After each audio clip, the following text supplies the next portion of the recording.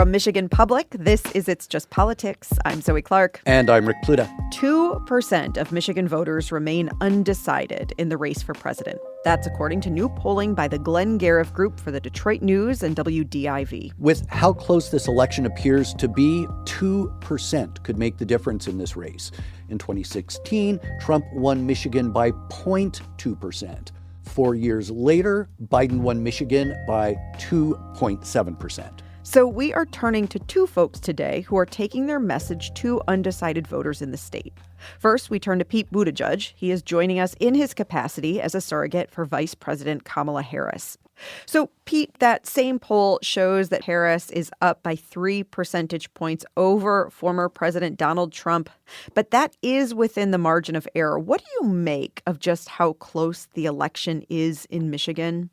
Well, I think it reflects that we're not just politically divided, we're divided in terms of where we get our information. And so certain things, even facts about what's going on around the state or the country and the world, are talked about very differently or not talked about at all, depending what media you follow. It's one of the reasons I try to spend a lot of time on conservative media or media that are not followed by some group that is most likely to fall into a certain category that already agrees with me. Because I think a lot of Americans literally have not heard about the fact that crime is down. So even though they feel like that's happened in their neighborhood, they think the opposite has happened around the country. Many people have noticed that they have a job and that there's lots of job openings around them, but they think that the United States is in a recession because of what they hear. And I could go on down the list.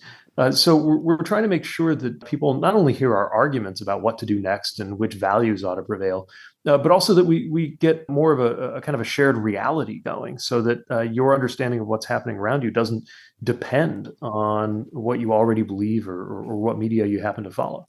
This is the big $1 million question, but what can we do to actually make that happen? We have this conversation about the need for shared facts, but how does that work day to day? I think the key is to make sure, at least as far as what those of us in public roles should do, the key is to make sure that we're actually talking in terms that relate to everyday life. And you'll notice that the Trump campaign is trying to have us talk about anything but. I think every time they take the election to a new height of outrage, it's to make sure we're not talking about the things that most people can agree they want from their elected officials in their government. Most people want a politics that is looking out for their rights and freedoms, including having the right to choose restored after it was taken away by Donald Trump. Most people want to know that there's going to be a fair tax code, not so much the tax cuts for the wealthy that were championed by Donald Trump, but a tax code where the wealthy pay their fair share and the rest of us do our part. All of these are things that I think we can break down into an everyday level, but not if we're giving into this noise machine that wants us talking literally about cats and dogs or whatever the outrage of the day is going to be. Well, speaking of, I recently heard someone say that in this campaign and campaigns previously, Republicans distract and Democrats get distracted. Is that fair? I think that's fair up to a point. I think part of the dynamic here is that sometimes they do things that you have to respond to, and yet you cannot allow them to change the subject. So when Donald Trump went to an auditorium full of Black journalists, the National Association of Black Journalists, and made racist comments about the VP there, of course, you got to say something. You can't let that go unanswered. The challenge is, how do you do that if you have to say something and not be playing his game? And part of what I admire about the VP is she took it up, she addressed it, she condemned it, and then she moved on. And I think that's what we have to do every time the outrage machine gets cranked up, as it undoubtedly will in the final days before the bell rings on this election. I think the Madison Square Garden rally is another example. When you have somebody there with Donald Trump's blessing refer to the entirety of Puerto Rico as garbage, of course you got to say something about that.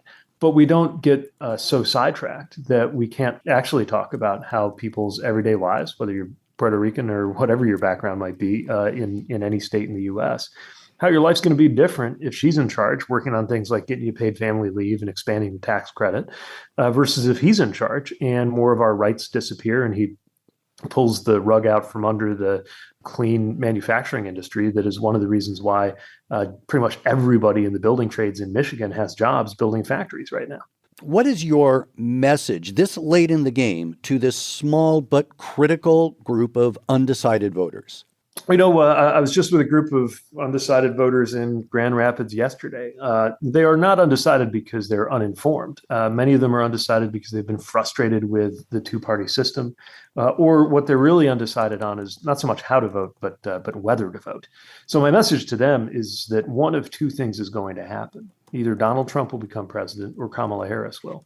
And if you're not voting for Kamala Harris, then in effect, you are helping Donald Trump.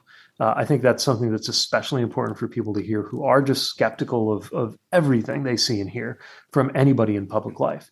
And then there are those who usually vote Republican. They tend to prefer Republican policies. We might not agree on all of those policies. But I found that for many of them, this is not a policy election anymore. Matter of fact, in Pennsylvania a few days ago, I found myself on stage with a number of prominent Republicans who were part of this campaign. I don't think I've ever seen a moment in American history where more people from a given party campaigned with the opposite party. There's never been this many Republicans saying you should vote for the Democrat this time, not because we've changed our mind about the issues, but because more is at stake. And I think that's a message that is important to reach Republican friends with who, may not agree with us on fiscal policy or this or that issue of social policy, but do believe that we just need a better character of leader than what we already know Donald Trump represents. Do you think these undecided voters or even moderate Republicans hear you? Well, our job is to make sure we keep reaching out to them. And that's, again, why you see a lot of non-traditional media interviews by Kamala Harris trying to get through to people who maybe aren't sitting watching MSNBC or following her on Twitter. It's why you're seeing, again, a lot of Republicans campaigning with her. Here in Michigan, Fred Upton, who was such, I grew up very close to his district because it's the one that bordered Indiana, a really respected figure in the Republican Party. And just the latest example of somebody saying, hey, I might not agree with her on everything, but right now the choice is clear. It's got to be her. We're speaking with Pete Buttigieg. I've been thinking about talking to you today and thinking about you as this sort of a bridge between age. You're a millennial, but you work, of course, for the oldest president in history and with cabinet secretaries, many of whom are decades older than you. You're a bridge between regions, right? You work in Washington, D.C., but you live right now here in northern Michigan. And a bridge in media, as you mentioned, right? You're a Democrat, but you often go on Fox News. This role of translator between country, between age, what does it mean to be in that role right now in American politics? I think at its best, politics is all about connecting different people, different communities, different pieces of the puzzle into a bigger picture. So anytime that I can reach people across what used to be a boundary or a divide, ask people to consider something they haven't thought about before, urge people to cross traditional party lines or cultural lines. I view that as kind of the highest and best work that you can be doing in politics and public life. I really embrace that role because I think it's one of the best ways you can make yourself useful in the political space. And what I've found is that if you take people seriously, it's not that you'll magically win them over with a clever argument or a brilliant turn of phrase, but they'll understand that you come by your views honestly, and they'll be more open to sharing theirs and looking for common ground. Is it a difficult position to be in? It can be, but I think it also comes naturally to me. I grew up in a middle-class neighborhood in Indiana, but my parents were from different parts of the country, and my father's case a different part of the world, and learned a lot how to bridge kind of the family history and heritage that I grew up with the neighborhood around me. I never felt more Midwestern than when I left to go to college and realized how much I cared about where I came from. But then when I came home, I was partly defined in the eyes of some of the people I grew up with as somebody who'd gone away and come back. So I think it's a space that I've just found myself in often, and certainly generationally.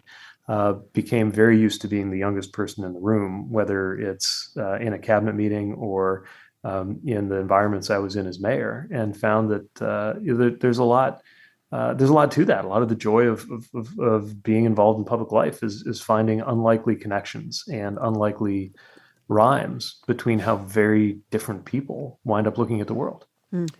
And finally, with less than a week to go, what's keeping you up at night?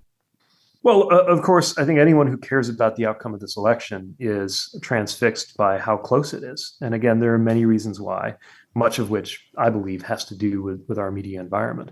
But it means that every single vote, every single precinct and district and state could be decisive. And what's got me up at night is asking, have we done everything that we can to reach everyone we need to reach, whether it's to persuade them to vote with us or whether it's to persuade them to vote, period.